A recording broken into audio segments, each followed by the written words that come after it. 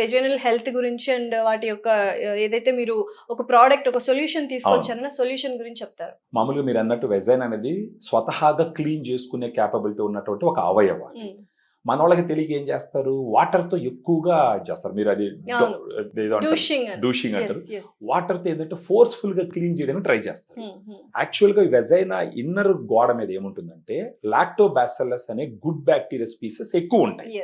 అవి ఎక్కువ ఉండడం వల్ల ఇన్ఫెక్షన్స్ రాకుండా రక్షక బట్టలాగా కాపాడుతూ ఉంటాయి. ఈ వాటర్ ఫోర్స్ఫుల్ గా క్లీన్ చేయడానికి వాడినప్పుడు ఆ గుడ్ బ్యాక్టీరియా ఆ వాటర్ తో పాటు బయట వచ్చేస్తుంది. అప్పుడు ఏమవుతుంది, అక్కడ ఉన్నటువంటి కొంత బ్యాడ్ బ్యాక్టీరియాకి ఆ ఎన్విరాన్మెంట్ చాలా ఫ్రెండ్లీగా తయారవుతుంది. అవి నంబర్ గ్రో అయ్యి అప్పుడు ఇన్ఫెక్షన్స్ వస్తాయి. ఏదన్నా వెజనల్ ఇన్ఫెక్షన్ వచ్చినప్పుడు జనరల్ గా గుర్తొచ్చేది అంటే యాంటీ బ్యాక్టీరియల్స్ లేదంటే యాంటీ ఫంగల్స్ వాడతాం.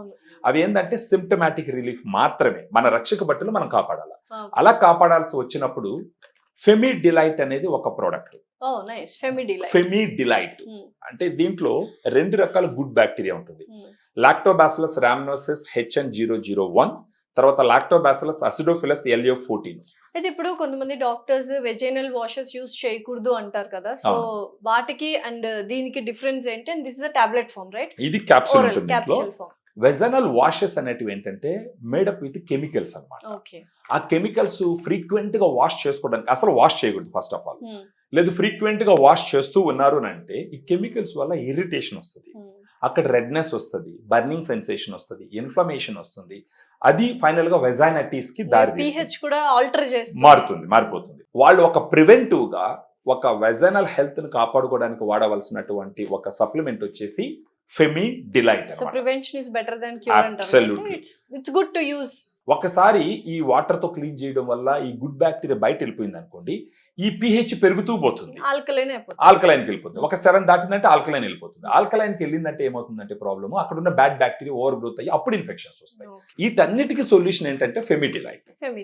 ఒకవేళ ఇన్ఫెక్షన్ ఉన్నప్పటికీ లేదా ఇన్ఫెక్షన్ లేకపోయినప్పటికీ 15 సంవత్సరాల నుంచి 40 సంవత్సరాల పైన వయసు ఉన్న ఏ ఆడవాళ్ళైనా సరే వాళ్ళు ఒక ప్రివెంటివ్ గా ఒక వెజనల్ హెల్త్ ని కాపాడుకోవడానికి వాడవలసినటువంటి ఒక సప్లిమెంట్ వచ్చేసి Femi Delight. Once in 6 months for example ఒక 1 month తీసుకొని యూ కీప్ ఇట్ aside.